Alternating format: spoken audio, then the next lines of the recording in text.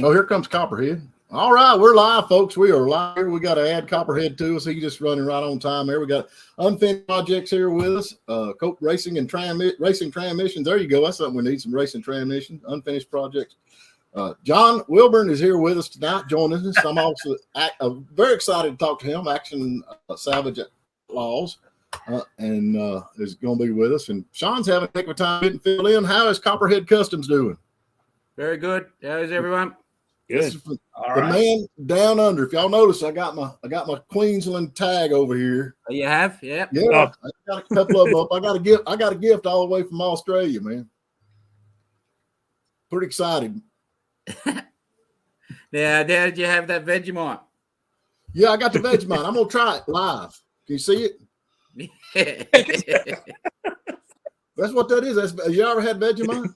How many proof is that? It's got a lot of B vitamins in it. Where's it at? That's from down up. That's your stuff, ain't it? Ain't that the right stuff? Yeah. I want to try it. I smelled it. It smells like beef base. I don't know if y'all know what I'm talking about up here, but it smells like beef base. Just don't put too much on. Do what? I was gonna let you. Can y'all smell that? On. Is it beef or is it beef? I don't know what it is. What is it? I don't think anyone knows. Yeah. Buck does it, so Yep, Buck does it. Well, if y'all for just joining in, I got some Vegemite that Copperhead Cup sent me all the way from Australia down there. Y'all go check him out. And I've never had this stuff in my life, but I'm gonna give it a try. Got him some. Oh no! Don't do that! Oh no! That's pretty good. You just had a spoonful of it. Oh man, you're a psycho. What? It's good. You don't have it like that. He ingested it at 2 minutes even if we're going to watch the clock to see what happens. Well, it sticks to your tongue, don't it? You're not meant to do that. You just put a little tiny bit on a piece of toast. Oh, is that what it is? Just a tiny little bit. That was like a loaf of bread's worth. You've eaten a year's supply in one bite. I like it. Yeah, that's not as good as part of me. That would have been. Do what? He's going again. He's gonna eat the whole jar. If he goes flying off screen here in a minute, we'll know how good it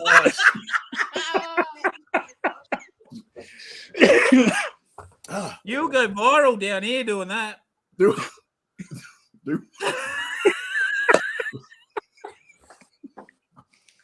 I'm speechless. Good Lord mercy. All right, somebody else is going to have to do this because I'm going to have to lay down for a minute. It's true. Did you really just have 3 spoonfuls of that? I've got to go to the bathroom.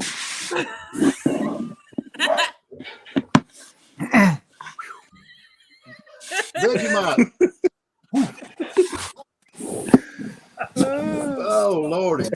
John, I'm sorry. We drug you in the middle of something here, man. I hope it was worth every penny of the freight to send that stuff to him, wasn't it?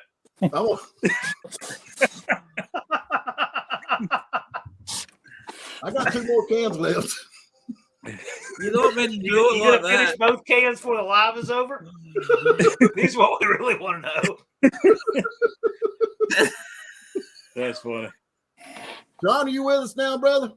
Can you hear me? Yeah, I got you now, brother. Anyway, we got Deserts on with us and Turbo Bottom 416. Hi, y'all. We got everybody joining here. Action Salvage Outlaws. And so Copperhead Customs, tell us something. How long is he going to be tasting that? I reckon for the next year. Yeah, so normally you get your knife and you just put a little bit on your knife, like a tiny little bit, and you put that on a piece of toast. Like, not thick, just little tiny. So you can still see 90% of the toast, like just little tiny bits. Yeah, that was enough. I've never done that. That's crazy. Plot twist. That was gasoline in his coffee mug. That was what he was trying to use to fix it. Hey, that's the way we roll down south, boys. We don't more the merrier. Anyway, Lord of mercy, I'm Stephen Phillips up here with Phillips Run Grip and Bubble Company, where we break more than we fix. But anyway, we still at it. I getting all kinds of comments. With one guy told me, he said, "Man, you need to buy a new car. Let somebody fix the old cars that knows what they're doing." So I'm thinking, okay, well maybe he's got a point. So I love the comments everybody brings in. And we got John, the Eastern Hot Rodder. Tell us about you, John. How's it going, guys? I'm John from Eastern Hot Rodder. Up and down the East Coast and cover all the car hobby. And I used to do print magazine, and now COVID kind of killed that, so we're trying it on YouTube now. There you go. Yep, it was a good magazine. And we got Sean, Fatty Tire Guy Thomas in with us. Finally, what's going on, brother? Not much. Just been peddling on some There of you my go. old junk cars. There you go. And then we got Copperhead Customs from the land down under. Tell us your channel there a little bit. Yeah, we do a bit of everything from just little flip cars, some Aussie cars. We do rat rods and hot rods and classics and you name it. Depends what I feel like doing on the day. There you go. Buck does it, says, "Hey, Sean." So there's one of his fans, but Sean's still trying to adjust his thing over there. Buck, I'm trying to get my iPhone to work where I can get this thing set up. Cope Racing Transmission says, hello, hello, hello, hello, hello. So we got everybody going on here. Anyway, I was pretty excited. We got John Wilburn on in here, and I actually didn't know anything about John, but we started our YouTube channel, and Sean was like, "Man, you need to check out this No Name National thing they got going on." And so I got following you, man, and keeping up with all the stuff. And then actually, the last live thing you had, you actually was talking about some of the rules and regulations y'all have for the race, and I don't think none of my cars I've got is going to qualify. You have to have the battery held down and all the lug nuts on the wheels. I just can't. I'm out. You would be surprised at some of the cars that we had show up there. I mean, we got a lot of things through tech. I mean, sometimes they had to go back and do a little work to pass, but we really want people to be able to race as long as they're safe. You know, it's definitely function over form because we had everything out there. That's pretty cool. Well, Now, you break it down into different classes, or is it just a heads up? No, there's no classes. I mean, so it's sanctioned by the American Hot Rod Association. We have no classes. Yeah, we have no classes, but you do have to meet all the safety requirements for whatever ET you're running. Okay, just like any other sanctioning body, the AHRA has a rule book. So all of those typical things, you know, with cages and drive shaft loops and helmets and so forth and so on. But no, the interesting thing is that we have all kinds of cars will come out to this event.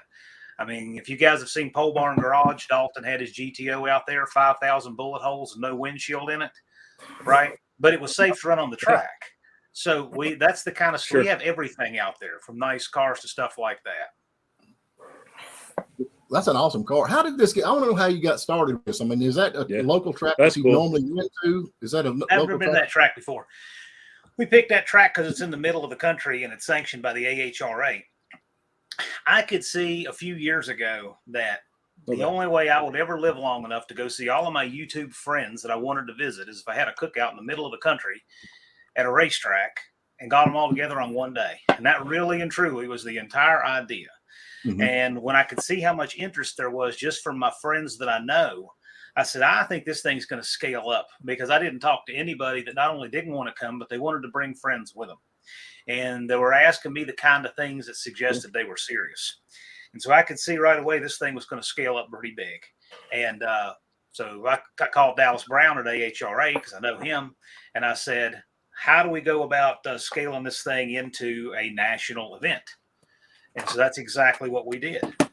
And so he helped work out the deals with the tracks and all of that. And we got a date on the calendar and organized this thing. And you haven't lived until you've corralled a couple hundred YouTube channels to try to come from Canada and the United States and beyond to all come to one place at one time. But that's how it worked out. And the first one was great. It turned out great. We had a lot of participation there, and we're going to do it for year 2. And it looks like it's going to be bigger and better in every way. So now, is this the second year or is this the third year having this? This is the second year. This will be the second annual on September 21st. And where is it at now? Sykeston, Missouri, which is about 2 hours north of Memphis. Okay. So now, do you live Okay. pretty close to there, or where do you live at? No, I live 600 miles east of there in Christiansburg, Virginia. Okay, so you're in Virginia. I'm down here in Georgia, so I don't know. It's how far is that, Sean? I know you figured it out. We talked about going. I think it's just 7 hours Right. Yeah. from us. So it's not that far. Yeah. No, Now, what is the deal with the No Name Nationals? Why is it No Name Nationals? it's funny because a lot of people have decided that they know what that means. Truth of the matter is, there wasn't really a name that worked for all of the purposes that accurately described it. Mhm. So the event really, it doesn't have.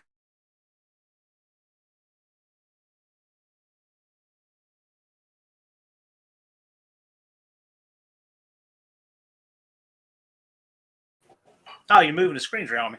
It just quit on me all of a sudden. I thought, here I am by myself again. That was wild. No, my screen was moving around.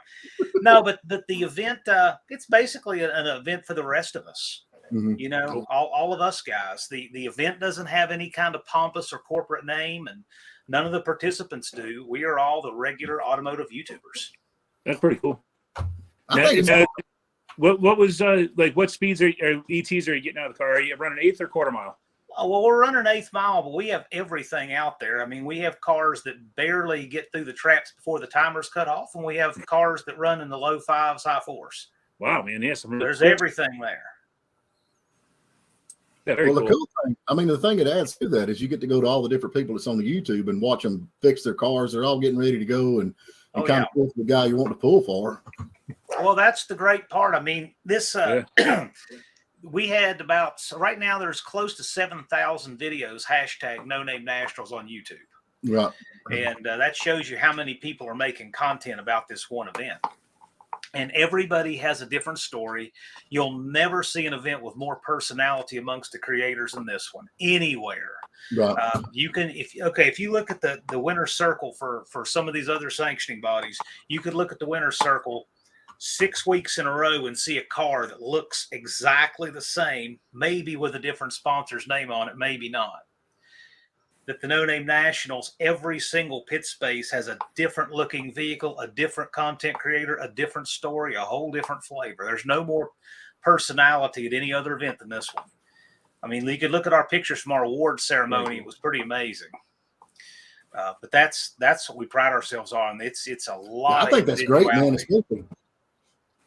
Well, I mean, like Buff's Garage in the chat over here, Especially with he dug a 63 Pontiac out of the woods 90 days before the event, and he had it running at the event.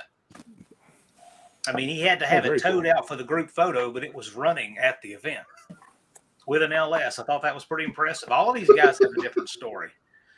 Buck does it. He has a Buick Skylark, and he decided to shorten up the Buick and take the I out and made it a Buck Skylark because it works for his name. And so this year it's getting a 455. Every one of these guys has a different story and a different car. One-Eyed Cat has a 62 Valiant, actually a pair of them. So all of these guys have something cool and different. Yeah, very cool. I've been keeping up with them. Buck said he did a 12.25. So that's pretty good. That's pretty quick. 12. Yeah. In the 8th. So we remind right. It'll be a lot quicker this year. But yeah. The thing is, man, that we were talking about the drag races around, they're trying to kill the race. We got the big track down here in Commerce, and it's gone. They just tore it down. Yeah, it's gone. Big track in Commerce. And they're trying to get rid of that, man. I mean, they're not trying. They did. They tore the tower down a couple months ago. Yeah. I've driven by that exit 249 or 149 has been encroaching on that track for years until they finally had looks like residential buildings right behind the tower. Yeah. And then I saw here a couple of months ago where they were literally taking bulldozers and tearing the tower down. And it's a shame. That's a really nice national event quarter-mile track. It's just gone. Yeah, a lot of people don't even know the full story on that track. Yeah, that's where we went. I mean, I went for that. Do what, Sean? It's a great track. I've been there a few times. It's a quick track. What did you say, Sean? A lot of people don't even know the full story behind that track getting gone. That EV I think car they were going to put a battery. battery. Yeah.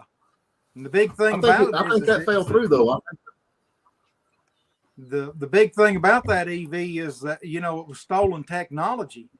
That Trump shut the thing down, and then Biden went ahead and turned it back loose because it was the Koreans was the ones that stole the technology from the LG corporation to make the batteries. They didn't even have the know-how.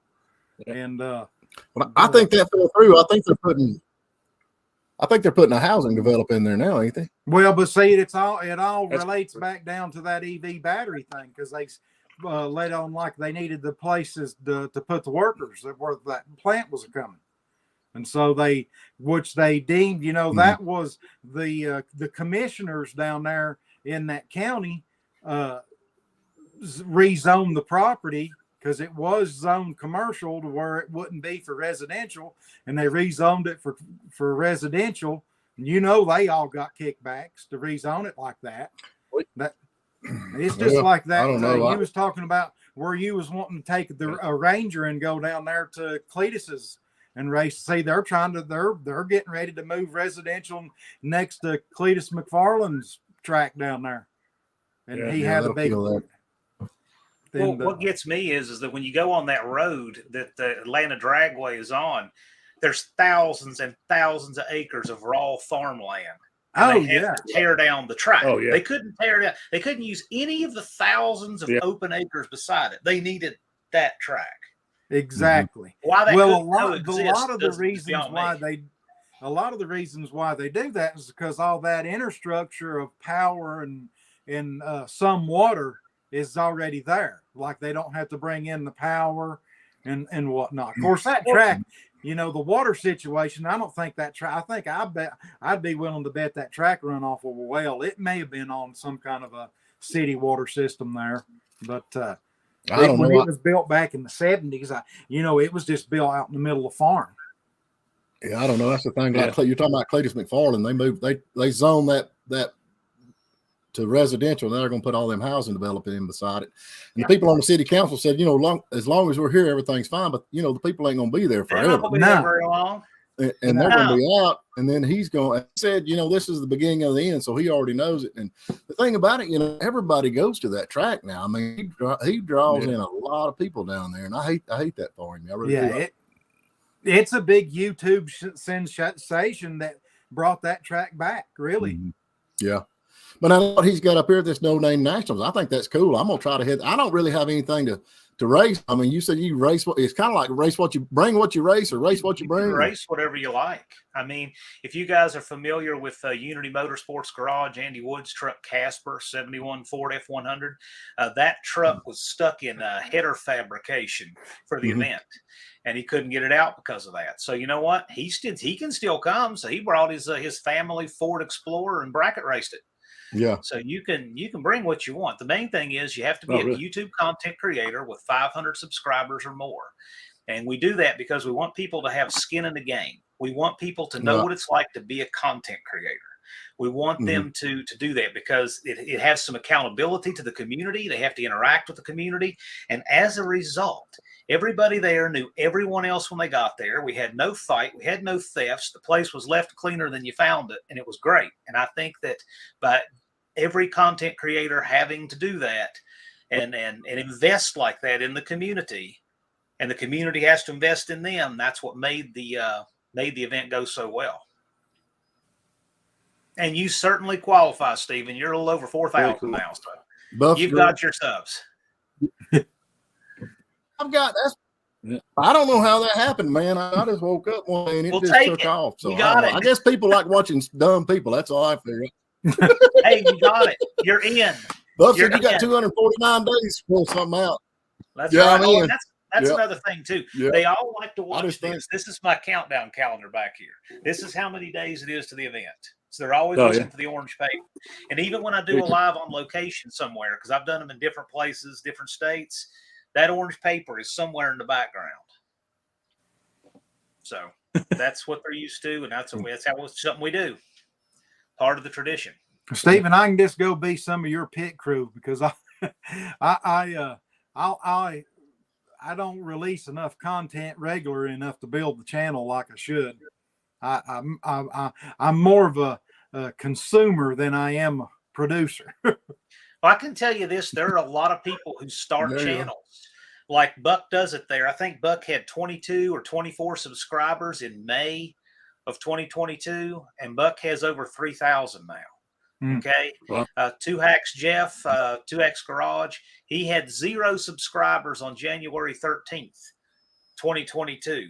I was his first subscriber. He has 3,500 subscribers now.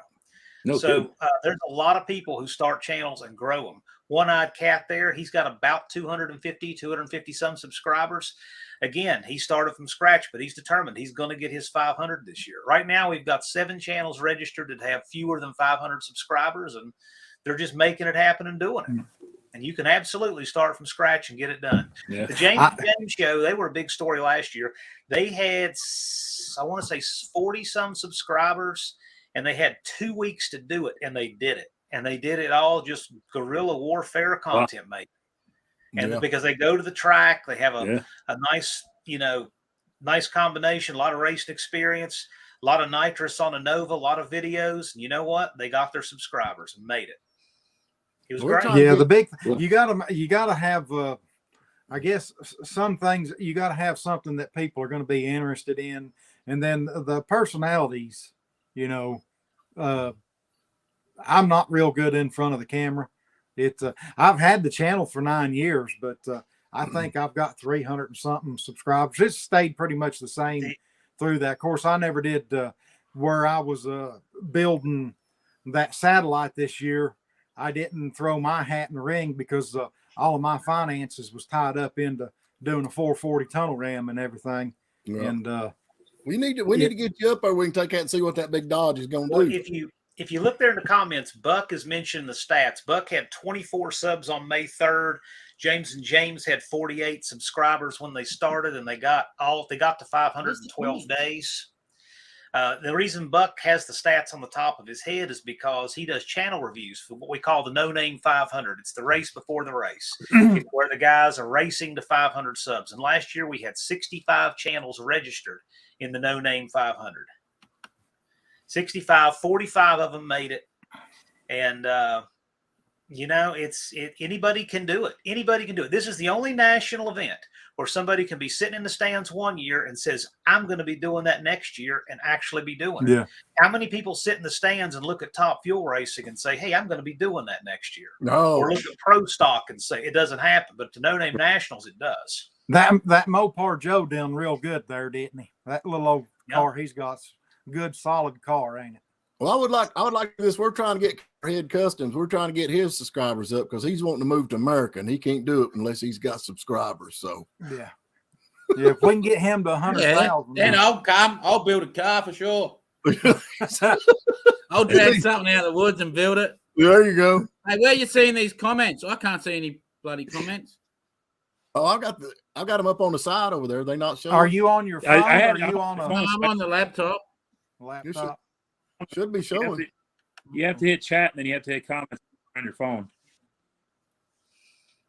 All right, I'll go. Okay, I'll get techie here. I'll come in. Yeah, me and Sean are about the same. We got about subscribers, and I don't know. Yeah, I don't know. I think that's a cool thing, man. And that's probably have my little rat rod ready. Yeah, why don't you take your gasser, man? That's what you need to run. Hey, the wheelies. Yeah, I like that. Yeah. Man. Yeah. I don't have a roll cage in it yet. It wouldn't take tech and over roll bar. So you can. We could take that. We could take the Bedford and run in the. Can I get down the end before the timer stops? There you go. There's your new class. You got 22 seconds before the timer times you out. How many seconds, John? Yeah. It's 22 seconds before the timers time you out. But I reckon we'd be pushing it. We have a class. We have a class called the Monkey Bikes. It's a spec class for Coleman CT 100U little mini bikes, 100cc mini bikes, and they make it down there well before 22. So you should be all right. I just finished up putting another motor on my mini bike. I'm going down to the Van Inn down here at Florida, down to Freeze for All next weekend. And I had to get my mini bike because they have a big mini bike thing nice. for that. Well, now, John, have you been in racing pretty much all your life? No, not really. I mean, I've been a race fan my whole life. I've attended a lot of races. I do have a competition license, mainly because I wanted to learn. I have a race car, but it's not running right now because I'm too busy doing this. Yeah. But I enjoy it. So I'm just nibbling away at my car. I'm not going to race my own stuff anyway. But yeah, I enjoy it. I mean, I'm a car guy, like all of these guys are. But Now, you like Mopars, right? I'm a Mopar guy. I appreciate a lot of other things, but Right. Mopar is my mainstay. Yeah, that's what I was raised on them. He always told me that's the best car ever made, but I think it's just because it was the cheapest thing out there. We always drove, but man, nowadays you can't even afford it. I mean, a bumper for Duster's $500. It's crazy what they've come to from what they were. It is, but the thing is, it used to be that Mopar was disproportionately higher because there was less aftermarket. So Chevrolet was what had the most aftermarket first, and then the Ford and Mopar guys were kind of a distant second on price, right?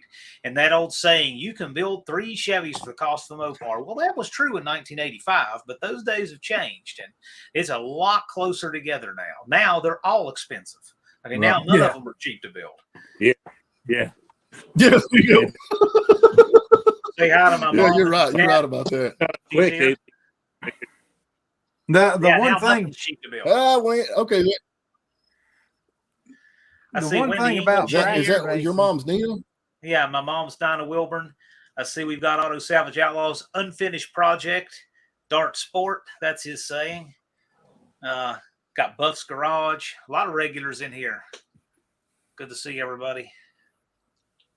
Yeah, no doubt about it.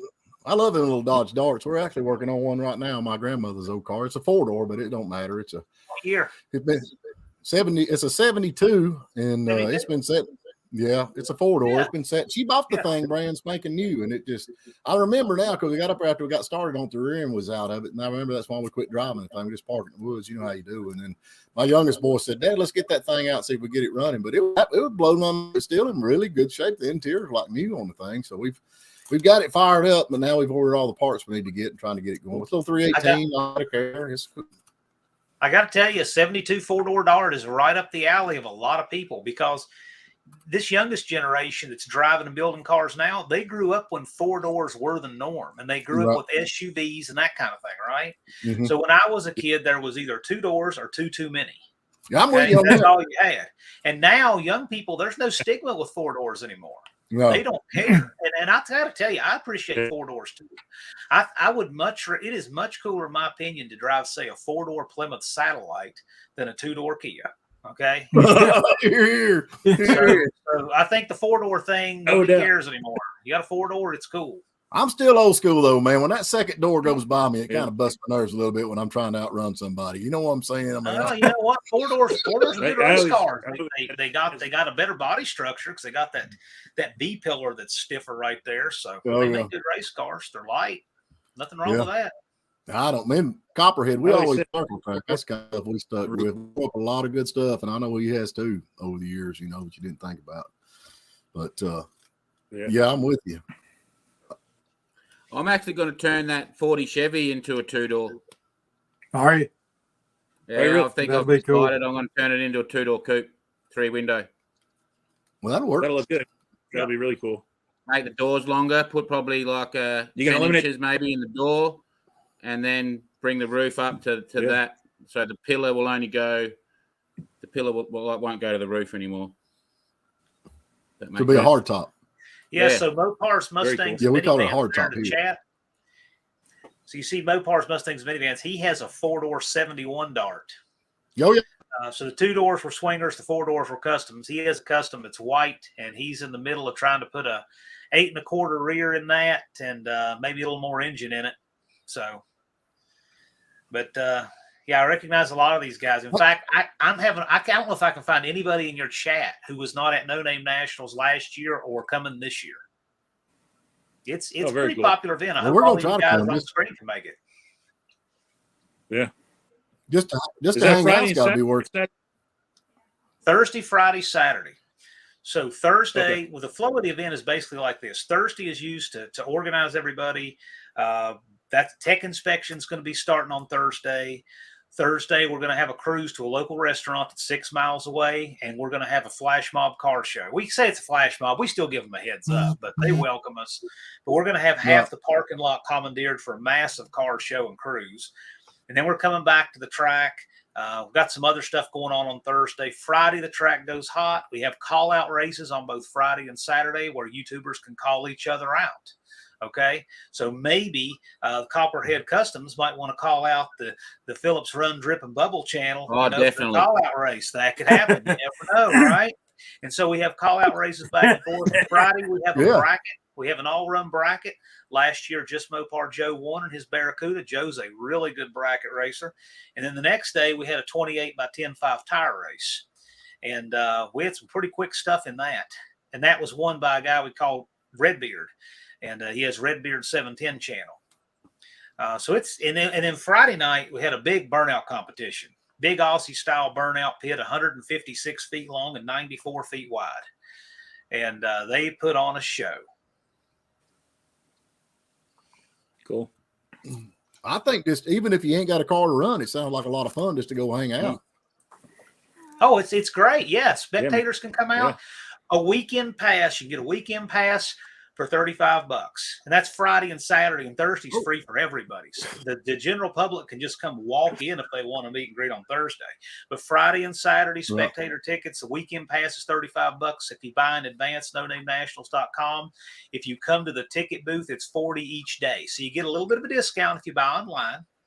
If you want to participate in your YouTube channel with 500 subscribers or more, or we'll have 500 by the event, and you can do it. A lot of these guys did. In fact, you see Mopars, Mustangs, and Minivans, and calling Tebow in the chat.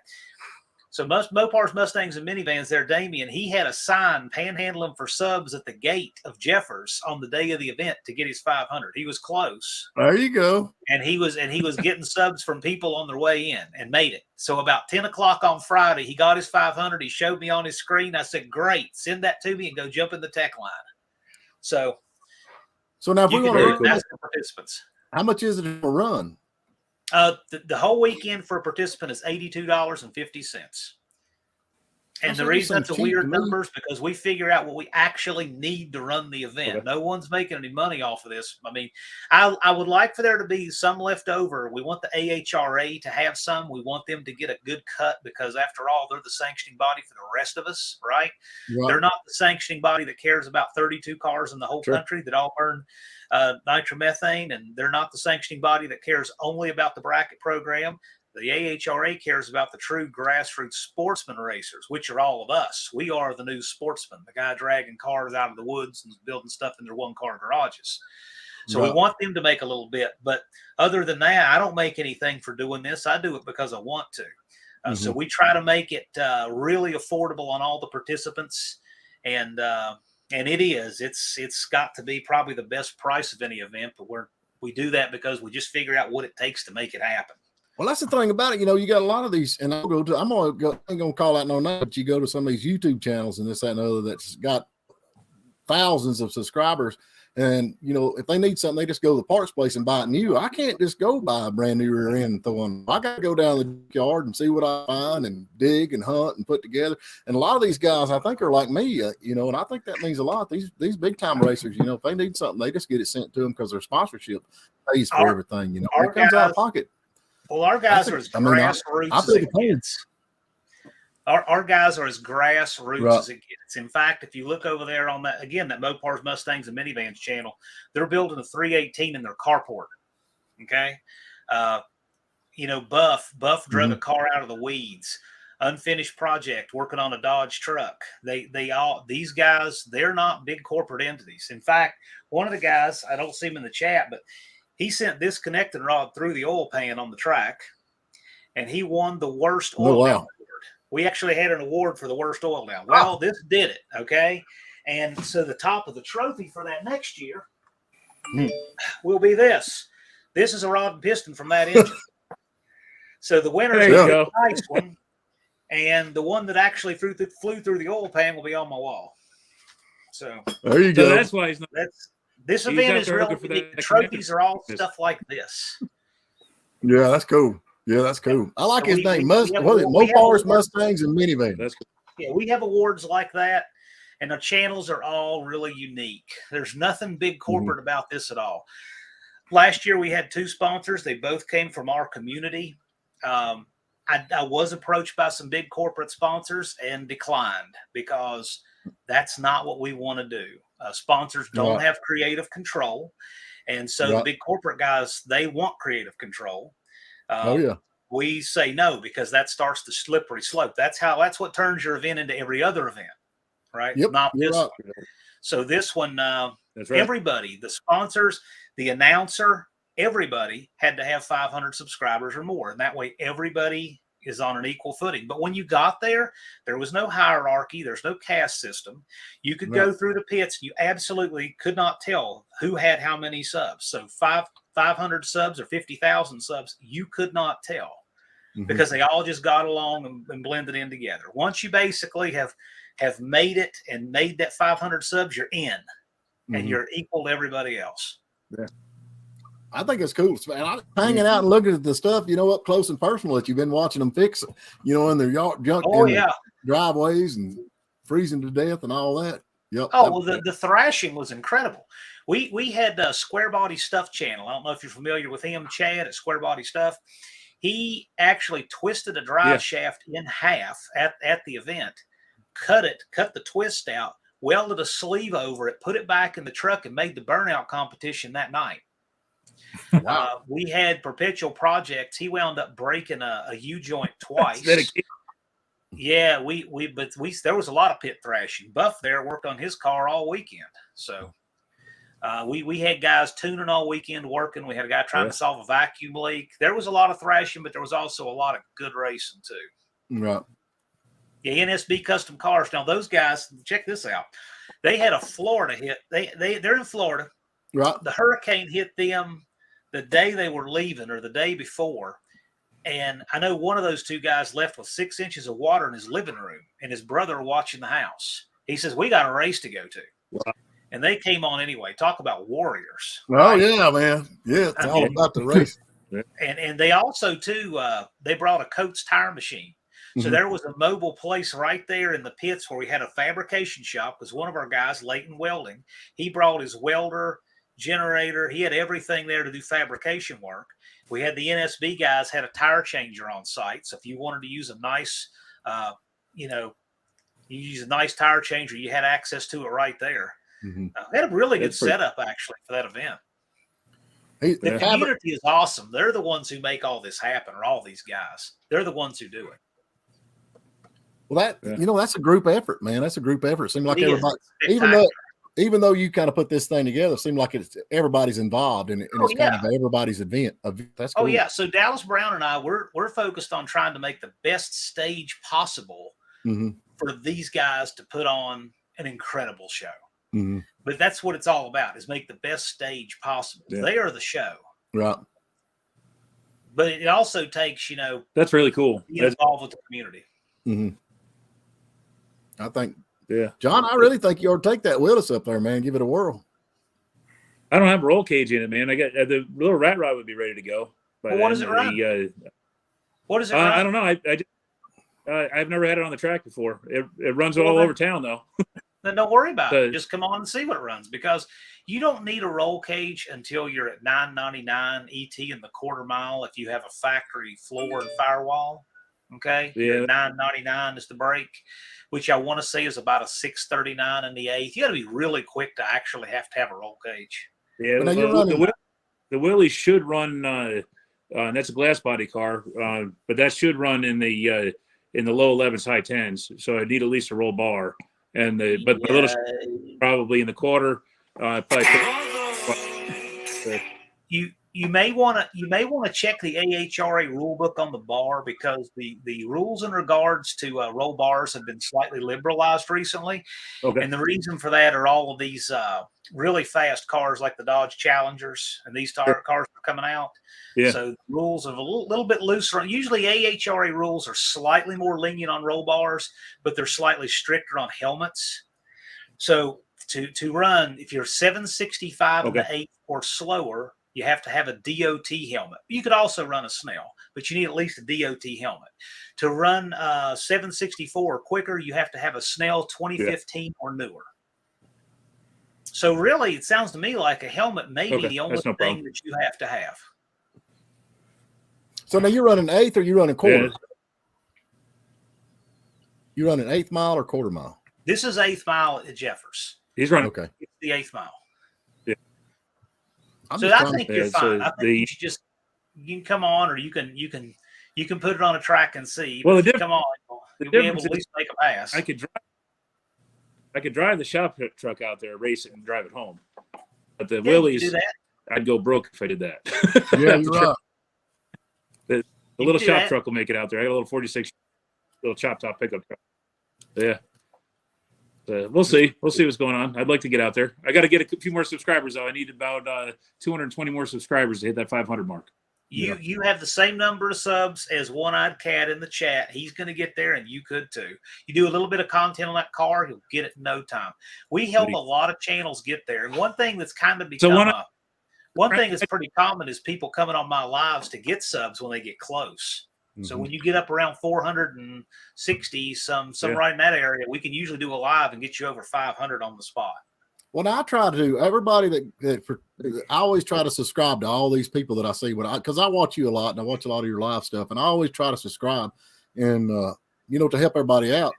I just think that's a neighborly thing to do, and then after you subscribe, I always try my best to sit down and go through and watch the videos and like them and maybe leave a comment or something. I just think that helps the analytics on a lot of that stuff that goes on. Well, subscribing is free. Right. Don't cost you nothing to subscribe to somebody. Yeah. And that's the thing. Last night, me and my boy sitting here trying to watch something on TV and could not find anything. And I finally just turned their TV off and went to YouTube and started watching some stuff that I like, enjoy doing. So yeah. A lot of cool stuff out there. A lot of I cool haven't cars. had a working TV since 2015. I don't miss it. Ain't nothing on, man. There ain't nothing on. Yellowstone, if you watch Yellowstone, well, that's about it. Old car movies on YouTube lately. Yeah, I don't know, man. I've never seen that. Car movies. I think when Burt Reynolds, but what's the guy's name that did all the stuff with Burt? His stunt man. What was his name? Burt Reynolds stunt man. I can't even remember. Hal Needham.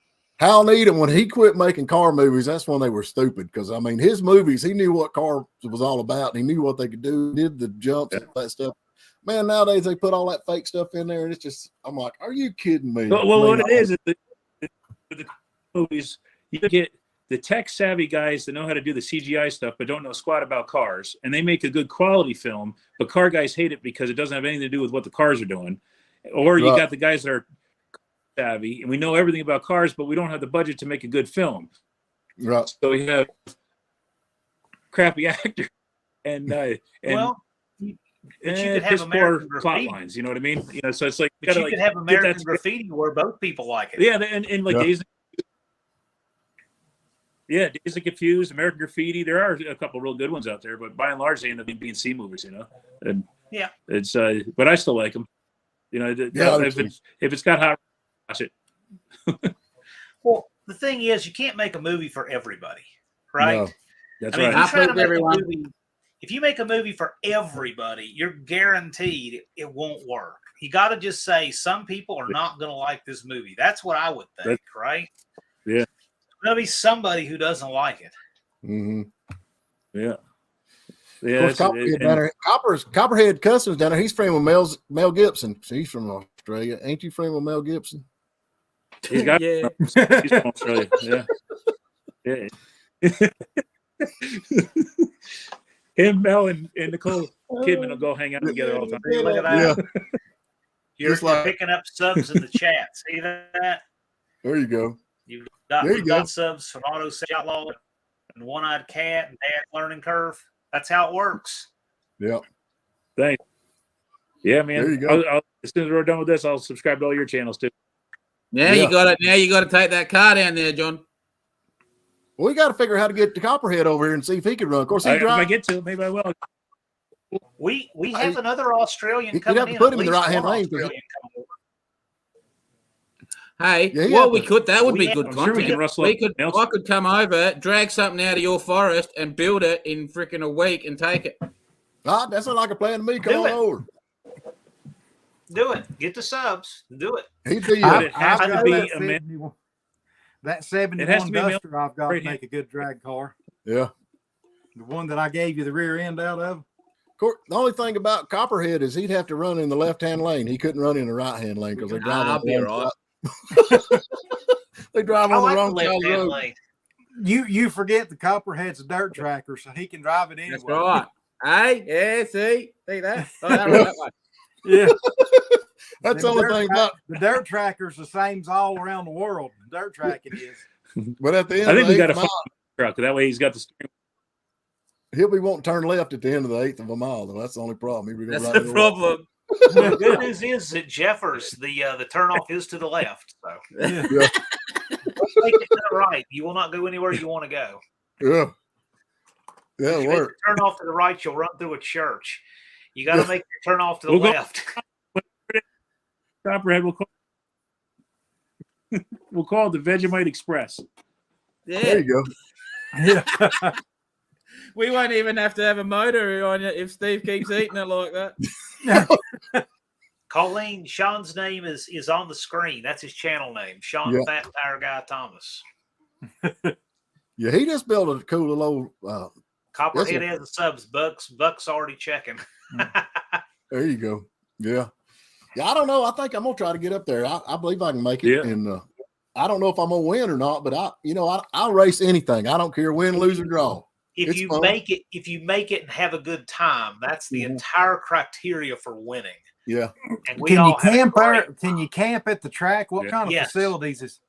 You can camp at the track. There are shower rooms there. I would say there was probably as many people camping as weren't, maybe more. I would say most people were camping last year.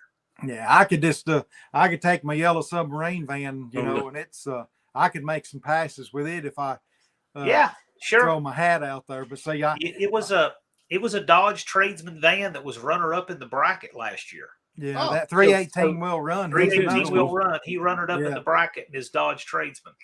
He's really Cool. a knowledgeable guy on engine building and stuff on these Mopars. Tim is legit. He drove down from Illinois. He went through the bracket. He runnered up to just Mopar Joe, which I'll tell you, if you're going to lose to somebody, lose to Joe because Joe is really good. And then they because of the kind of community we have and the kind of people who come to that event, they had a gentleman's agreement to split the pot before they even ran the final. Mhm. A lot of people don't even know that, but that's just the kind of people they are. They're both really good people. You can tell them fellas are bracket good just by racers, too. watching their channel. Yeah. That, that's one thing about this. And most of the channels on this, these are just genuine guys. They're not, they're they're not sponsor oriented. They're not going to, fluff something up that's not really, they're just straight up honest guys. Well, we had Stephen Holtz just drive it. He drove up from New Braunfels, Texas, in his '68 Ford. Got there, changed the tires on the back, put some slicks on it, changed the gears in the rear end, made some passes, drove back to Texas. We had the night wrencher. He towed up a LS powered 4-wheel drive Dodge truck rock crawler. He towed it up from San Diego. He ran down the track, made some passes. That truck's pretty quick too. Mm-hmm. I mean, we have a lot of hardcore people. We had some guys come from Canada. It's a pretty good event. People want to be there and they want to be there for each other. We had one guy fly in from Spokane, Washington. He had no arrangements or anything. He flew into Tennessee, caught a ride with a friend, got dropped off at the track and says, well, I'm homeless, but I'm going to have fun for 3 days. There you go. So he had arrangements to camp and hang out and everything. And it just worked out. I mean, the atmosphere there is fantastic. People treat each other like family. It is family-friendly event. I insist upon that, and that's the way it is. So feel free to bring your wives, girlfriends, children, whatever. It is a family-friendly event. But Bring your dogs. Just keep up with them and clean up after them. But feel free, it's a family-friendly event. But you need to clarify: bring your wife or your girlfriend, not both of them at the same time. Well, look, we're not. The tech inspection doesn't go quite that girlfriend's far, children. Stephen. We're not checking paperwork at the gate. Oh Lordy, I don't know, man. I'm sure I've got some old junk out here to run. Does it matter what year model? I mean, it's whatever. If it's No, new, old, or we- whatever. We had a 1-year-old Mustang. We had a 51 Dodge Coronet, everything in between. Right. And we had all kinds of stuff out there. We had a rat rod that was a who in the world knows what year that thing was. We had all kinds of stuff. Most things were muscle car era. Most, because that's what a lot of people like to run, but we did have everything out there. Well, I'm excited. I want to go. Like I said, I didn't know anything about it. And then we started building this thing, and Sean's like, man, you need to check this No Name Nationals out. And I'd actually planned on trying to come last year, but it is, I'm pretty lazy and I'm pretty busy. So when you got a lazy man doing busy work, it takes him a long time. You know what I'm saying? So. Yeah. So Buck says ambulance in the chat. Irish Outlaw Garage, if you've seen him on here, Jay, he brought a 68 Pontiac ambulance. Oh, wow. There was no lack of really? diversity on that racetrack. We had everything. Well, you talk about them ambulances back years ago. A lot of folks don't realize this, but my daddy worked at Cobb County Police. And back in the day when they had wrecks, they didn't, nowadays they do rotations. So if it's like record A, record B, or whatever, and then the ambulances actually come from but back then they were actually independently owned, the wreckers and all, which are today. And then the funeral homes is the one that actually run the ambulance service. So when they got a wreck, the funeral services raced to the wreck, and whoever got there first is the one that got to haul the person that needed to go to the hospital. A lot of folks didn't realize that back in the day. And there was one guy, he had a Pontiac ambulance. Probably 61, 2 or 3, something like that. He had 3 twos on that thing, and it subbed as a funeral car. But man, that thing would fly. I ain't kidding you, for back in the day. But yeah. And no long wheelbase, that thing handled pretty good, but they was racing for work in case he was going to need the undertaker instead of going to the hospital. Well, they used it for the, funeral car. That's what they used for their ambulance back in the day. They didn't have ambulance services and all that. So they just, I don't know. I just hate to be in a wreck and have a funeral. I wonder if first pull up and haul me off to the hospital. I'll be like, wait a minute. That that on the Cannonball Run, that old doctor trying to give that shot. Is that the doctor that would be on the ambulance? It's funny you say that. So I had Travis Bell on the show here a few weeks ago, and he built a replica of the Cannonball Run ambulance. So the one that was used on the movie, the Transcom Medevac, the 78 Dodge or Plymouth ambulance, that ambulance that was used in the movie is the very one that was used in the Cannonball Run the year before, 2 years before. That ambulance got gone, and he looked for a couple of years, couldn't find it, but he actually built a replica of that ambulance, a really exacting replica, down to the mirrors, the 502 Dick Landy big block Mopar and everything, and it still has it. So yeah, it'd be a lot of fun. Yeah, it's interesting. It's different. Yeah, that's pretty cool. Stephen, you froze up on us. Yeah, I was gonna say Stephen is being really still. He may have took a nap on us. I'm moving up. The Vegemite got in. That's okay. It's the Vegemite. It's the I know if I have my screen freeze up, I always get heckled in my absence. John, did you get tired of sitting in one spot? There you are. Am I still sticking? You're I there. stuck. You're out there. I was sticking. It's the Vegemite, wasn't it? Well, the last thing you were talking about, the defibrillator out. Yeah. That van, I watched that where that guy, you had him on your channel there. I think I did, the guy yes. that van is cool, man. I've got one of them sitting up here in the woods. I thought, man, that'd be cool to have one of them built. I love that movie. That was hilarious. Yeah. Oh yeah. That happened. What they did in the movie, yeah, it was funnier because it was Burt Reynolds and Dom DeLuise and Jack Elam, the doctor, and all that. But that actual scenario, 2 guys in the ambulance with a doctor and a patient, that really did happen on the Cannonball Run in 1979. Right. So that when they did that for the movie, they were making it funnier, but the actual event did happen. Right. And that they thought that they could get through the police with an official doctor and everything. Yeah, that was the idea. That's a great idea. Yeah, it's a good story. But you talk about that Cannonball Run. I do a talk show in the morning on the radio. I do on called The Morning Dish. And I actually had Daisy Duke on. And, she was in the Cannonball Run. And that opening scene with that Ferrari, that was actually John Snyder's Lamborghini that they had borrowed. He had no idea what they were doing, and you know they painted it and then they washed the paint off of it for the movie. Yeah. So when John picked the car up, he's like, what is all this on the car? And I reckon Hal Needham told him, a couple of years after that was actually his, Lamborghini that they used in that. At least it wasn't the Porsche that got run over by Bigfoot. Yeah, but what is? I can't even remember what Daisy Duke's name is. Catherine Duke. Bach.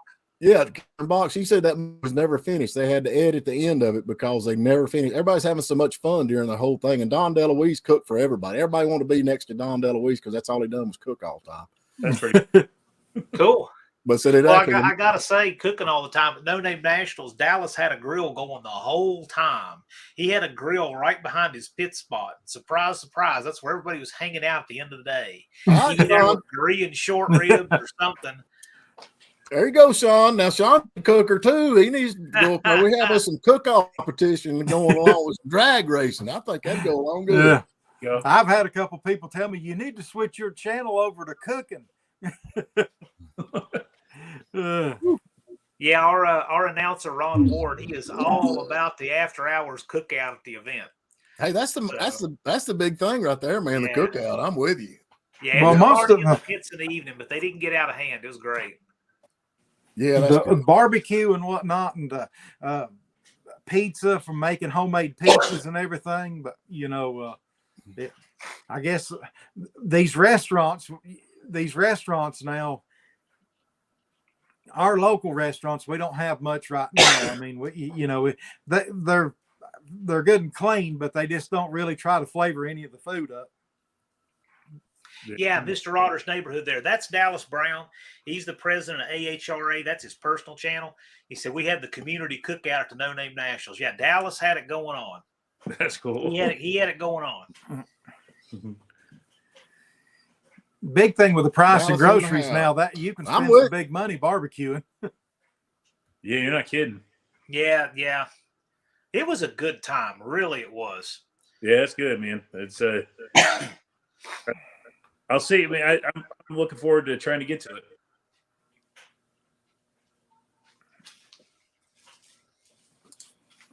How's that Thunderbird coming, John? I haven't done too much, but actually I took it out on on New Year's, and got caught in that fog over there trying to watch the fireworks at the fairground. Brought it home and it's been in the garage since. So it's been a good driver.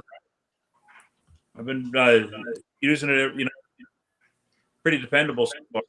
I got a few other little things to work out. I got the window working on it, but I got to get some new tires. The tires are 40 years old. 41 you years still old. ain't found no wheels like you really want yet? No, I've been looking, man, and it's like the style I'm finding are Chevy pattern, or I'm finding the bolt pattern I need, not the Stephen kicked himself out. Yeah. We'll be back. That we happens hijacked to me his channel. sometimes.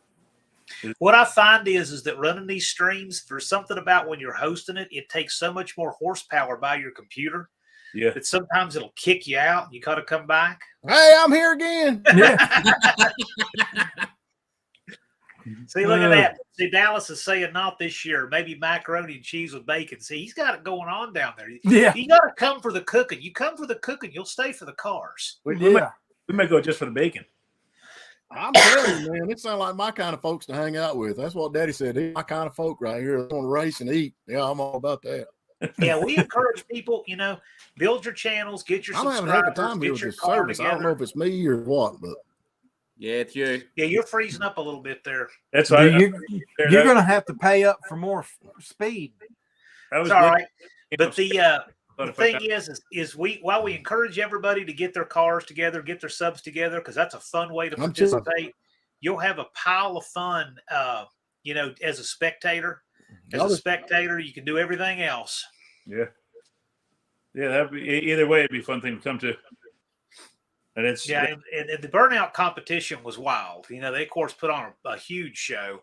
And the burnout competition, another thing that's interesting that we do differently, and I don't know anybody else that does this, ours is under the lights. So Friday night under the lights. And that is the most incredible show because you have all that white tire smoke backlit with the lights. The pictures are just incredible. It's the first time I went to the Syracuse car show up in Syracuse, New York. they had a burnout competition there, and there was one guy with an 80 Malibu. It said "show's over" on the back window, and he was spinning donuts while he was, just smoking the hell out of tires. And the front end kept coming off the ground. He was pulling wheelies as he's doing donuts. And I'm going, how's he doing that? And the other photographer that was there, he goes, oh, he's hitting his nitrous. And he was doing donuts and hitting his nitrous at the time. Sure. I was like, man, I'm do that. Standing by this barrier. And the guy goes, this is your first time here? I said, yeah, man. And he says, he comes through these barriers sometimes. Oh, man, they had a flamethrower competition, and these guys were shooting flames 300 feet up in the air using like 5 gallons of gasoline. And, oh my. Then they had this whole thing choreographed, but they threw this one guy out for drinking, and he came back in with his flamethrower Nova. And as he came down the dirt track, he lit the flames off. So that made the other flamethrower guys light their flames off. And that was supposed to be the cue for the fireworks guy to light the fireworks off. So flames and burnouts and fireworks all at the same time. This is freaking great. Oh, yeah. It was Yeah, cool. well, you know what? We just had a barrel of fun. We didn't want to cram so much in the schedule that people kind of get rushed. We don't want it to feel like work to get through the event. Yeah, right. So, if bracket racing, 28, 10, 5, burnout competition, the monkey bikes, you can choose the stuff you want to do. You don't have to do things you don't want to do. Some people just wanted to get out there and make a few passes and then just chill. That's fine. Some people only wanted to run, say, the small tire race, 28, 10, 5. That's fine too. Some people just wanted to run brackets. Some people want to do everything.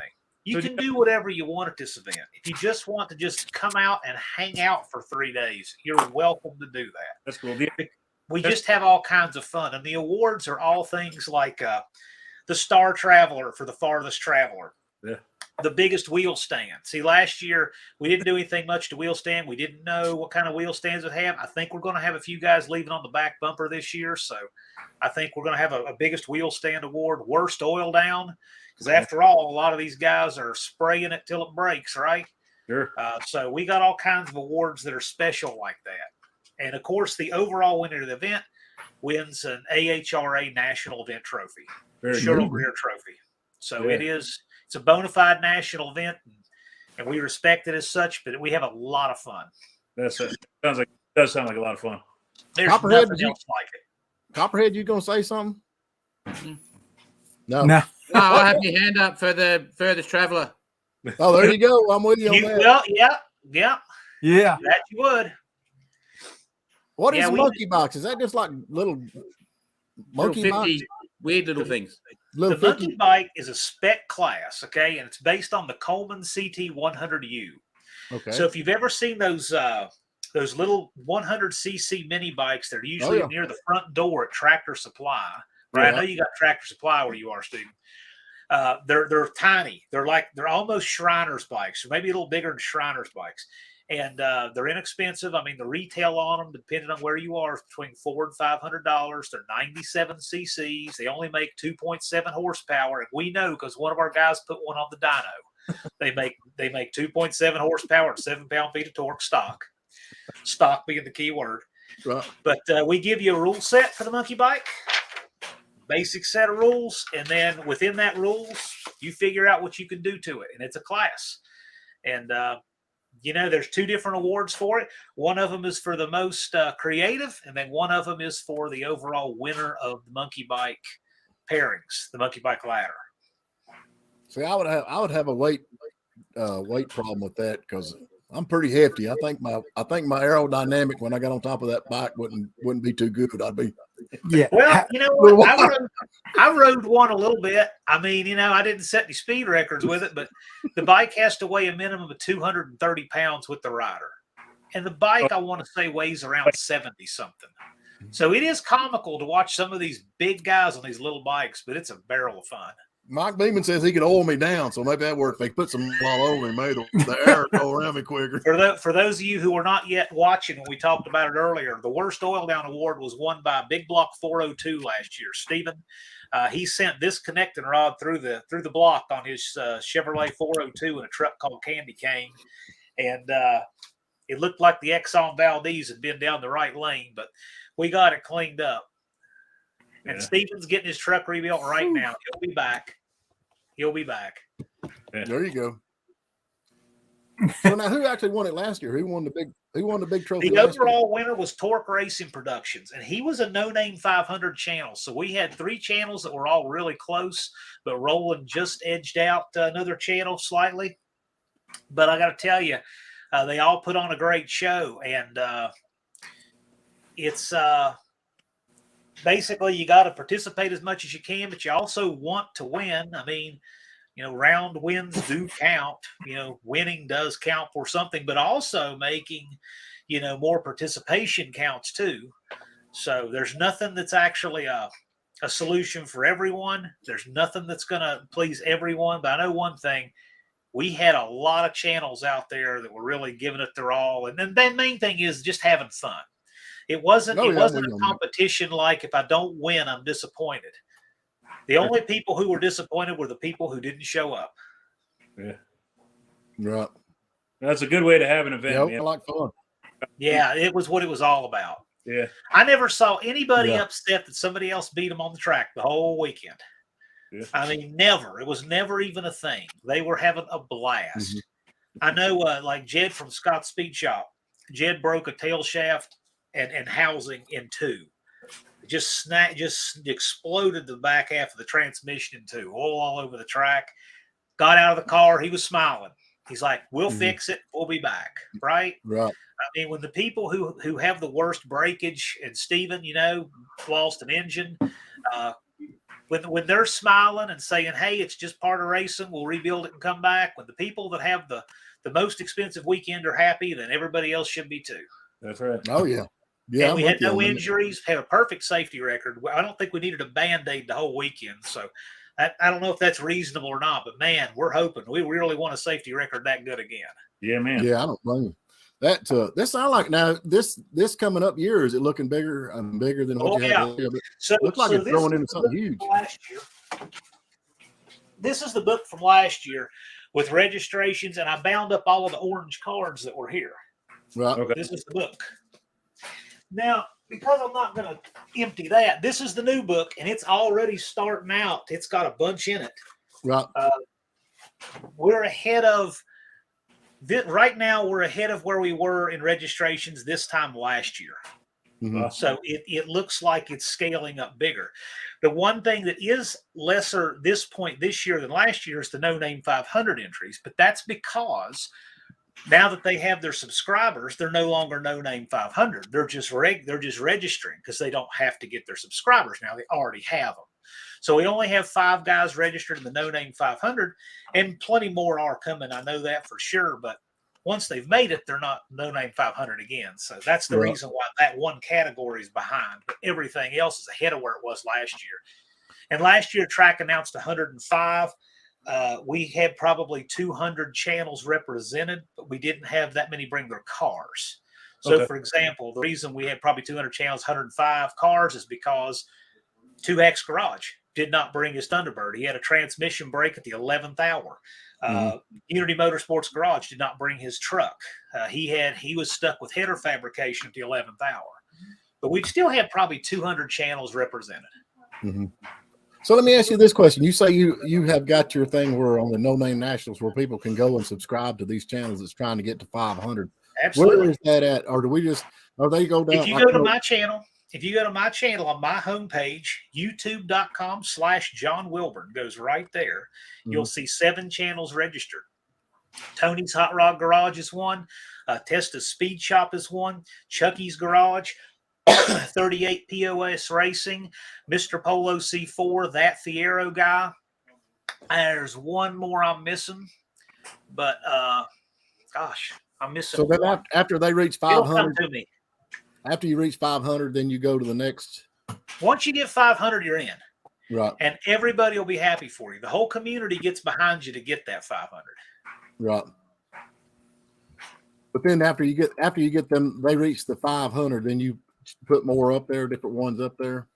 No, well, we put them all up there as they register. So last year there were 65 on my screen, but as they made it, I took them off of there just so that we didn't hinder the efforts of the other channels getting subs. Right. Okay. So Well, once I you know- get to 500, we're not going to push you as hard because we're going to put the effort behind the guys that still need to get to 500. Right. Well, then after you get 500, kind of up to you, I guess, to keep going. Yeah, You know? it's up to you. You can, if you can stay at 505 to the end of your days, doesn't matter to us. Yeah. But at least you got over that mark. That's a big Yeah, the whole mark. point is we just want people to get through that content creator common experience because it adds so much to the event and their channels. Right. And I got to tell you, you ask all the guys last year who did it, and several of them are in here, like Buck. He's one of them. That added to the event. It adds a good dimension to our event. No other event has it. It's special, and the community really gets behind these guys who are doing it. We'll have probably 2 sets of brothers, at least 2 sets of brothers in the No Name 500. So that's special. So the brothers themselves have a little bit of competition amongst each other. So let me ask you this question: Cool. What can we do to help? I mean, other than promote What you can do to help is you can obviously go check out their channels. So if you go to my channel's homepage, John Wilburn, youtube.com/John Wilburn, it'll redirect right to my page, and you can see all their channels listed. Mopars, Mustangs, and Minivans. He's one of them that made it. Go there, check out their channels. And I never tell anybody, hey, go sub to them. I put it on them to earn it. I'll tell you, go check them out. If they earn your sub, give them your sub. Right. Because that way, once they get there, no one can claim that they didn't earn it because they did earn it. When I go to all these guys, I keep up with all of them. And, I've kind of, in Mopar and Mustangs and Minivans, I love his name. That is a cool name. I don't know where the minivans come in at, but obviously there's a wife in there somewhere that's got her a minivan. But no, that's Damien and his mom is Colleen Tebow. Colleen Tebow's in the chat here too. They're both in here. Right. Yeah, see, he says it's me and my mom. Okay, I got you. Yeah. But I go to all these channels and watch them and keep up with them and all that, and it's just fun. And then especially with the no-name, all of them talking about getting to them and fixing their cars and all that kind of stuff. So I think it adds to it once you get there. You see what they've been through to get there. You know what I mean? Yeah, they do. It adds a lot to the event, and I really think that's special and wouldn't change it because it's so cool. I mean, I would love to see all of you guys come and make it to the event, and whether you're coming as participants or you're coming as spectators, we want to see you. Yeah. So I think it's great, man. I really do. I think it's great. And I'm glad. I appreciate you coming on. And you had a guy on the other day that makes license plates. I didn't know you could buy a license plate for any. So Travis Bell, his claim to fame, I guess, so to speak, he's a DJ in Indianapolis, but he is the guy who found and commissioned the restoration of the first General Lee. Lee 1 was found in a junkyard in Georgia. Right. And he wanted to have an accurate license plate for it. And the license plates that the places like Warner Brothers use are usually like kind of a cardboard or laminate. Yeah, they're not real high quality, right? They're just license plate for screen. So what he did was he went to a prison auction and got a license plate stamping machine. Right. And managed to make the dies and I guess figure it all out to where he had the fonts right and the dies right and all that stuff, and made the General Lee's license plate, the CNH 320 license plate. Well, that expanded to 3 varieties of them because there was, of course, the license plate used in the first season in Georgia, the license plate used for the first half of the run in California, and then the license plate used in the second half of the run, which is a little more modern. Right. Well, he had 8 tags, and then that expanded up 26 years later. Now he's making hundreds and hundreds of license plates for every movie and TV show you could think of.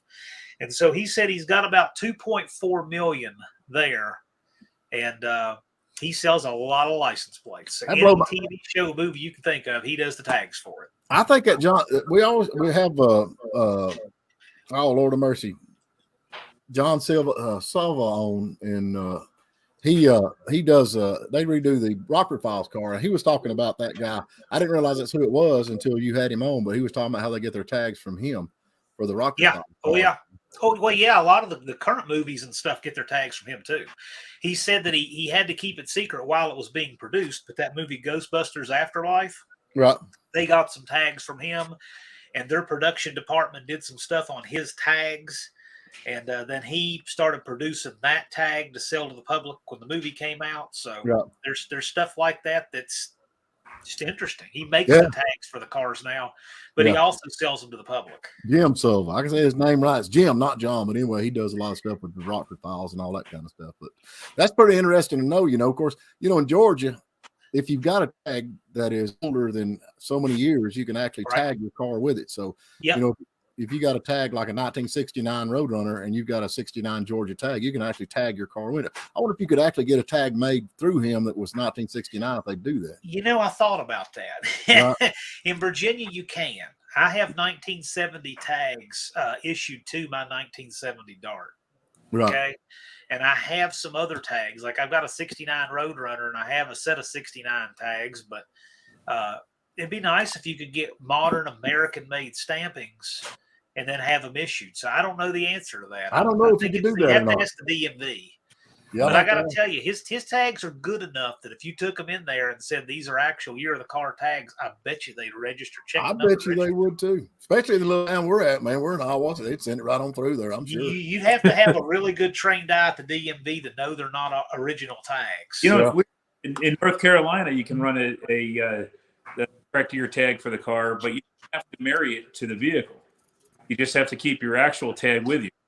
Really? Yeah, it's really weird, man. Everything else is real strict, but you can just I could go get a 41 license plate and stick it on the back of my Willys as long as I kept the one that I had the car registered under the seat. I'm legal. Well, that's weird because in Virginia you can register the actual tag. I actually have real 1970 tags, and the DMV just register. Georgia works the same way because all of my 269s, I just keep the regular tag in the glove box, and I've got a 69 tag. And it's just written on a piece of paper. The state knows really nothing about what the tag number is on the car. And that 70 Duster that I've got, which it's an actual Towns County, because see, back in the 60s up to 1970, the county Georgia, I forget how many counties that Georgia has, but Towns County, where we're at, where me and Steven's at, the county number is 151. Okay. And so the first three numbers is the county. Okay. So when they saw 151 back in the 60s and 50s, they knew that car was from Towns County. That's pretty cool. And I found one on eBay for my Duster. It was all the way out on the west coast end of Canada. And how it was out there, I don't know. But it was a mint tag. You get him to make you a tag 151 or whatever you want and take it up there and put it on your car. You'd have to. Yeah. I mean, I don't think they would keep I don't think they would keep files to go back to the 75 back on car tags to see if it's ever registered. I don't think they they do check the number. They're going to check the number, obviously. So, for example, if somebody coincidentally registered that tag or got a personalized tag with that same set of numbers, then they couldn't issue the tag to you for that reason. Yeah, that's the only thing, though. Here's the weird thing. In New York, that happened to my dad. He had a set of old 57 plates registered to his 57 vet, and he went down to actually register him to that number. And he went down with a friend of his, and they said, sorry, we can't issue it because that number's already used on a current vehicle. Right. So my dad's buddy threw a big stink over it and said, well, these are classic plates. This is going on a classic car. This isn't fair. He made a stink over it, which – my dad was like, oh, well, that sucks. I got a number I can't use. Well, after my dad's buddy raised the stink, they said, well, because you're registering a historic and their historic plates will allow it to happen. So there were two cars running around the same plate number. 7 Corvette. One was some newer car that the person. That's impressed. I'm surprised they did that. Yeah, me too. In New York. But I guess if you're in North Carolina, when you don't have to marry the plate to the car, what difference would it make? Well, I don't know. I got a stack of car tags, man. I've got that one right there. That's a 68, and it's in real good shape. Peach State, Georgia. I don't know what.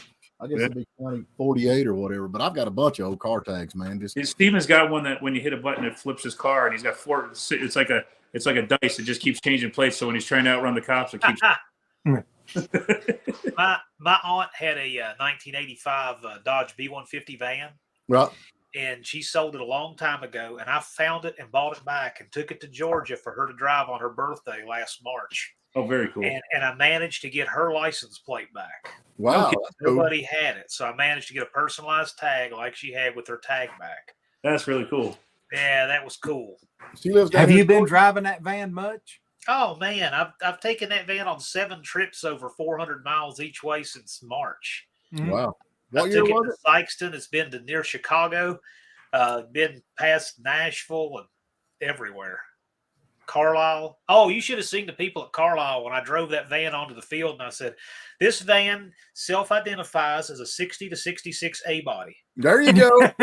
And I drove it right onto the show field, and I parked it, and I got looks that would cut a person in half for doing that. But I got pictures of it. It happened. They didn't get violent though, did they? No, they didn't. What year is that van? It's an 85. Yeah. And if I have the picture handy, I'll show you. Oh, I think I do. Now you said it was your aunt's van? It was my aunt bought it new in 1985. Right. And I found it, and it looks pretty rough now, but it still runs great. It still has the original 318 and 904 in it. Let's see if I can get that up there where you can see it. Oh yeah, Lord, yeah. That's So there we are on the show field next to Don English. So the one-eyed cat that's in the chat there, those are his 62 Valiants, and I was parked right next to him. Now I'm gonna tell you something. I'm envious of them little Valiants. I want one of them bad. I looks like an S, what we call an S series. Okay. I refocused my camera. Give me a second here. There you go. So if you want one of those Valiants, they're probably not going to be for sale, but the guy you got to talk to is One-Eyed Cat. He's there in the chat right now. I love them Valiants, man. I absolutely love. In fact, if you look, you can see one in his thumbnail. Yeah. Why they're popular in the dark. It would be just as popular as the Dart. Copperhead, do they have them back in your part? Yeah, I reckon that's called an S series down here. Here's the Valiant is. Valiant. There's an S and an R. The R has has like a tire silhouette on the boot lid. Yeah. And then the S series didn't have it. That was a weird years for Chrysler. Now a push button. 1, 2, 3. Yeah, push button. Yeah. That's one good thing about, whenever I found that 70 that I've got, see, it's a Valiant Duster, Valiant Duster. Right. The only year that 70 was the only year that they had it like that. And of course, it's the only factory fast car that I've got that I'll say factory, because it was born 340, hypo, rally red with a rally dash and everything. That's it right there. There you And go. that's called. There's your 62 Valiant. Yeah. Yeah, that looks good. Same car. That By the was way, actually a B, but was that them was actually B bodies, wasn't they at start? The Valiant, they were A bodies. They were the first A body, 60 to 66, the early A body. Was he? Then the A body got a little bit bigger, just a little bit wider in 67. Yeah. What was This the is what Dart? that van looked like in the day. This is what it looked like when she bought it new. Oh Okay. wow. That was a good looking van. Yeah, we're gonna make it look nice again. Well, that's the thing about them conversion vans. 90% of them was made in Toccoa, Georgia. That's where most of the conversion vans was made in Toccoa, Georgia. Really? This one came from Canada. Right. They ship them here. They fixed them and then they ship them all over the world. But you can go to Toccoa at this time still down there. And if you go out on the back roads, you'll see barns that's multicolored barns. You're like, what the heck is that? And when you get closer to them, you realize that what they are is actually the tops that they cut out of the vans to put the fiberglass roof on. Oh, And so really? they take the top and they'd make roofs out of them and walls out of them and everything for the barns. So yeah, Okay. there was hundreds of them down there for that. Yeah. Don is asking you which one you want, but they're not for sale. Yeah, okay. The one that was in the picture that was to the far left, it's a slant 6 car. Right. And the one that was in the middle of the picture next to the van, it has a 440 in it. And I'll tell you, people say, how do you fit a 440 in a 62 Valiant? Carefully. It looks like somebody poured it in there in molten state. It fits really tight. I love that year models across. That was just an odd year right through there. That 61, 2, and 3. They had some really, I don't know. I watch that Steve Maggs and he explains the guy that does all the designing on that kind of. But that's just some weird years. But I love that Valiant, and I love the Chrysler New Yorker that year, man. I just think Was that the years that they had the aluminum slant 6s? Yeah, I think There was an aluminum 6. I don't remember what the years were on it. It was an open deck. I've never worked with one. Don actually has one. And it'll be the first time that car's ever been on a drag strip, too, to my knowledge. Well, now Copperhead down there where they're at, he's got the dang Hemi head 6 cylinders down there. I'd love to get a hold of one of them. How much of them? What is that? What cubic inch is that, and how much horsepower that thing put I got out? to refocus those cameras. There's a 245 and a 265. And they're Hemis. Yeah. Maybe not. And There they was put out- Chrysler. They was a Chrysler slant six Hemi. Yeah. No, these are straight up and down. These ones. Oh, okay. So they're not a slant six then. No, that was a 225. Yeah. Yeah. Then they did these. I'll show you a picture of one. Now here you go. Who made They it? call it a Hemi 6, but it's a cross flow head, much faster than a slant 6. Yeah. Oh yeah. When I When guessed you've that got the was- exhaust port and the intake on the same side, you just can't do nothing with it. Yeah. Copperhead, who made those motors? I don't know. Valiant. They're in the Valiants? Yeah, Valiant, Chryslers. They used to come out in the Chargers and stuff. Yeah. That video that you uploaded this evening and I watched with that Holden or whatever they're going. The Statesman. Did Yeah. Like Lexus build the interiors of them cars? Nah, that's a Holden thing. Like they're like Chevy interiors too. They got the same door locks and handles, I think, as the Chevy would. Because that particular that Statesman looks like it's like Nissan until you raise the hood and then you see the LS motor in it. Mm. Because none of the GMs has that. Here in America, the GMs don't have the switches and radios and stuff. It looks like that car, a Lexus or a Nissan or Acura is what that stuff looks like. Yeah, so that's the Statesman. They're like all the wood grain stuff. That's only in the Statesman, and they're really big. They're really long. Mm. So they're like a limo type, nearly. What will that car bring when you get it done? Depends how good I'll get it. Probably maybe 12 grand. Okay. 10, 12 grand. Yeah. Okay. How much is that in American money? All right. So 10,000, 7,000, basically. Okay. So So 7, it's- 7, 8 grand. It's going to something like be that. about 10,000 here. Then if it brings 12 there, roughly. Yeah, if it gets 12, I'll get maybe it's probably 9 grand your money. Mm. Okay. 8.5, 9 grand your money. and he'll make 11,500 off of that. Profit, yeah. Yeah, 11,500 off of that. For 12. That's good. Well, you want to know the truth? I swapped it for the car you want. Oh, that little bitty car. That Ute. Oh, the Ute? I swapped it for that. Yeah, You swapped the Ute for it. yeah. What would that Ute would have brought, or what do you think it would have fetched? Because it was in good shape. I had 10 grand on it, and I dropped the price to 8. But it's a bit of a select market, I suppose. Right. So I don't know. I don't know. I just thought because of the LSs. The LSs here are worth so much money, and so that's why I thought maybe it's a good deal, So like that, they sell that motor trans for 6.5, 7,000. Wow. An LS with the box is worth 6.5, 7 grand. Yeah, I bet that statement's where with this Mr. Hot Rodder's neighborhood, that Cadillac is where that interior design were, because that Cadillac, they always called it a European design, European engineering, because it, like I was saying, just the interior and everything, it didn't look like your normal GM car. When I got Mr. Rock, he said the whole replacement's is the Pontiac GTO and Conterra. That's not the same car as the G8 or the Pontiac GTO, the Statesman. Underneath, I bet it is. That It one looks that longer I've to me. got is an older one. That's the one he's talking about is the Caprice, which is the next shape.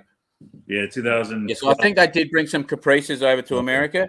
Yes. But yeah, that's like what over here is the WM Statesman. The one I've done is a WH, which is the older one. Yeah, here in the States, when they moved them over here, they called them. They still called them Caprices if they were cop cars, but then they badged them as just the SS, and then charged too much money for them, so they didn't. Yeah, and then then there's the Monaro that he's talking about. That's the same sort of eras. That was the same. What mine is. That's like the 2000, 2002 sort of era is when that Monaro, which I don't know what they call them over there, a Pontiac. Yeah, GTO. That was 04 to here. The two-door one. Yeah. Is the Monaro, yeah. Yeah. And then the So G8. that's probably the same sort of year as what mine is. Okay. Whereas those other ones that they call, like the other ones is the next shape. Yeah. Okay. Yeah, the next shape up, the four-door sedan was the G8 and Pontiac. where the guards flare out a little bit around the wheels and stuff. Yeah. Steve, So they're like, they've gone, right. well, they've gone up in price, but their like build quality of them is pretty average. He was just puking up that Vegemite again. I'm back. That was Last time it was refund break. Last time it was John. He kept freezing. I did, man. Do you guys have these? Vegemite refund break. Yeah, that's a Valiant, man. That's a Valiant. That's all that is. A Valiant. Oh man, that's cool. So that's an AP5 Valiant. Okay. So that's 60. I think they come out at the end of 63, 65, and around there. So that's the one after that S series. So you have that one, yeah? Yeah. It's the same thing. It followed the S series. So if you see in the chat, Buff's Garage, he's one of the co-hosts of the Pontiac Power Hour. And that show is on every Thursday night. I believe it's 9 p.m. Eastern time, the Pontiac Power Hour. And Mr. Rotter's neighborhood, he's Mr. Buick. He's all things Buick. If you want to know anything about Buick performance, he's the guy. And it's not just 455s, because most Buick people, it's just two engines they talk about, the 455 and the 3.8 V6. But he does other stuff. He's got a 364-inch super stock Buick motor right now. Right. He built a 300-inch and some different stuff like that. So Mr. Rotter's neighborhood is where you get your Buick fix. And Buff's Garage there is your Pontiac guy. We've got some interesting BOP people in our community too. Yeah. Well, I got a Firebird I got to get started on. I need to get up with him. Correct. 8 Central, 9 Eastern. I was wondering if you was going to get Johnny to paint your Firebird. Stephen?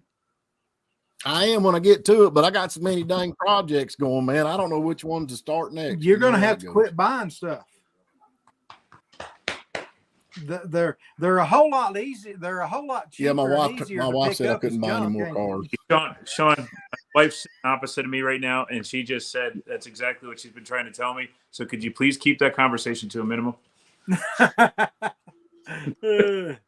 Was it Buck's Garage or Buff's Garage? Buff's Garage. He's in the chat there. Buff's B-U-F-F? Yes, B-U-F-F. There he Buff's is. Garage. His show is Thursdays at 8 Central, 9 Eastern. This year, it's going to the third week of September show or whatever will be live from the No Name Nationals Thursday evening. Now he's with the Pontiacs. I wonder if he knows that Jim Silva or not. He was supposed to be on tonight, but he had to go to some kind of a Christmas party. I said, man, Christmas is over. Mr. Rotter's neighborhood. I'll check them out. What is that? What's Mr. Rotter saying? Chrysler made a ute, yeah. So everyone makes utes over here. He's in the chat as well. Crazy over here. That's Dallas Brown, the president of the AHRA, American Hot Rod Association. That's his personal Which channel. one is he now? Mr. Rotter's neighborhood. Okay. Yeah, what sort of year you're talking? Okay. He's our resident Buick expert. He has a Suburban. He has a Suburban with a 400 Buick in it for a daily driver. Oh, that's cool. I always liked the Buick Nailheads. I always thought they were a great looking engine. Proportions good. The valve covers look cool. There's to Mr. Rotter, there's they make utes out of everything over here. So there's Valiant utes run from the early 60s, I think 63 up until like 1980. How much did one of them bring down there, Copperhead? What is that? A Mustang? No. Oh, no, more than we've got. Yeah, see, they wouldn't have that front on it here. That you'd get laughed out of the show with that front on it here. Well, what about if it's got the blower or the fake blower sticking up through it? Yeah. But so here you go. One of them was at auction the other week, and it was a blown one, but not with the like it was set up like it was flash. Right. Yeah, and it was it got up to 280,000. And it was handed in. He wanted 350 for it. No kidding. Oh, jeez. Oh yeah, the prices here are stupid. Hey, Steve. It's kind of enjoying you. Of course, that car's local here. Of course, not very many people at all know about it because it's it's worth a fortune over here. He's probably get more money if he ships it back here. Really? Yeah. Yeah. He's that one I've got on my channel that you commented on that that rusty old one you asked if that's mine. So that's a numbered up GT. That's in that condition is worth $250,000 easy, maybe more. Wow. And it was rusty as like that was in pretty bad nick. This car right here is in real good shape, and of course that feller's got most of the mechanical stuff, but I think that he wants it to be spot on, perfect paint and everything, but to look like the movie car. The movie. I think I've been trying to talk to him. I said, man, just get it to run and drive. You'll have more fun with it, and leave the patina like it is. Yeah, right. He's I know what you're talking about now. I've kind of faded out there, but he's OCD when it comes to something like that. He'll get it all on there. Yeah. That reached 280, I think, thousand, and he wouldn't let it go. He wanted 350 for it. Wow. Oh well, I'll never own anything like that. I got plenty of junk cars, though. I guarantee you. Yep, I got guarantee it. I would rather have 10 cars that cost a third that much. Yeah, I'd have 35 cars. That's Steven's got. I'm into budget builds. I do $5,000 budget builds. I build them from scratch. That's more my speed. Yeah. You got to go have a look. We've just built an old rod thing. What would you call that, John? That Bedford that I did. That's $5,000. A cool car, man. That would fall under a rat rod for sure. That's a cool little truck, man. I like that one. This will tell you the kind of builds I do. This is my '69 Road Runner. It was on my Christmas card. So yeah, if you think I'm into high dollar builds, that is not my speed. Nah, that's not us. We can't afford that. Yeah, I'll find a picture of me Bedford so you can see it. My rat rod that I did for the magazine, that little red shop truck was we built that originally for $3,000, and it was my daily driver for a year. I painted it with That's what my satellite's looking now like, John. That looks good. Yeah, I've been watching that. I like that thing. Yeah. Of course. Yeah. It's in where is it? Won't focus in good. In here. The 440's running good. It's a lot stouter than what I thought it was going to be. That's cool. That's always a good thing. Yeah. Yeah, there's that Bedford. Yeah, that thing's a cool little thing. Yeah. So Colleen is saying she's going to have less than $2,000 in the Ram 50 build, true budget build. Here's the thing: you say you'll have less than $2,000, then what happens is you start getting down to you're 90% done, and as Andy Wood says, the stuff will start $20 you to death. With hardware and all this type of stuff. So yeah, that still will be a good budget build. Yeah. $6 fan belt 10 years ago is $20 now. So it's she's trying to put a V8 in a Ram 50, which was the Mitsubishi made predecessor to the Dodge Dakota. I try to build mine 70s, period correct. That I've got $1,500 in just the two back wheels on that satellite. Then 15 to 14 slots, they're mint, never been drilled, because most of your big slots like that's been drilled for slicks and everything. But it's the wheels to me is what makes the car. I mean, you can have a four-door and have the right wheels on it. You mean they've not been drilled for rim screws? Yeah, because they're not drilled for rim screws, right? Right. They just drilled them for slicks, where they was mainly on the drag strips. A wheel that wide most of the time. Of course, my satellite thing, I think you would more or less call it a street freak build. It's just don't have a straight axle front end. Sure. Because a lot of people will define street freak as different stuff, but very jacked up all around with the side pipes, the tires hanging out. Yeah. There's a guy with a blistering fast car, Andrew Nelson, there in the chat. Niblack 57. If you haven't checked those guys out, check them out. They have a lot of fast stuff over there. Okay. Twin turbo 74 Datsun. They've got a 74 Nova with an LS in it. Quick car. Fairmont with an inline 6 4200 Chevy in it. Lots of neat stuff over there. You can learn a lot too. Oh, and they got this wicked little Volvo they're building. That's a good looking rig, Gary. That's a Ute. That's one of those AP5s in a Ute. That was for that other bloke. I can't think of his name now. understand why they didn't take off here in America like they did over there. I mean, we had the Ranchero and the El Camino, but I would have thought that the Utes would have taken off good. I think they're now would be a good time to bring that stuff back here. Actually, light duty. Well, that little the new Maverick, but of course supply chain issues. But that new little Ford Maverick, which is like a 4-door Ute here, they would be selling like crazy. If the dealers ain't marking them up, the window stickers, you can get a brand new 4-wheel drive little pickup there for $22,000. But the big thing, with this COVID and all that ain't happening right now. And of course, Ford's not producing them. Yeah, that's pretty cool one too. That's like your Pacers, isn't it? That's the. I understand Moore's talking about bringing the Chero back. Do what? It makes sense, man. It would just the top's different. Ride like a car and get decent gas mileage. Most people bed for their truck. They just needed to run junk to the dump or something. Oh yeah. Well, you just call Steven here, and he comes pick your Well, trash. fellas, we've been on here. Yeah, I'm a garbage man, fastest guy in town. But anyway, I want to get John here to talk about the No Name National. We kind of know a little bit about it, but I want to hold people up too long. I got to get up and go to work. I know everybody else gets to lay out tomorrow, but it's already today, and Copperhead lives in the future, so it's tomorrow down there already.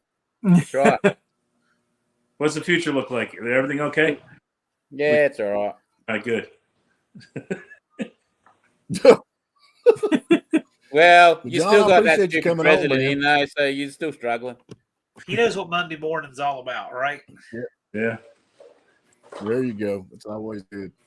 John, I appreciate you coming on. We get you back on, man. Maybe I won't fade out on you too much. I don't know what's going on.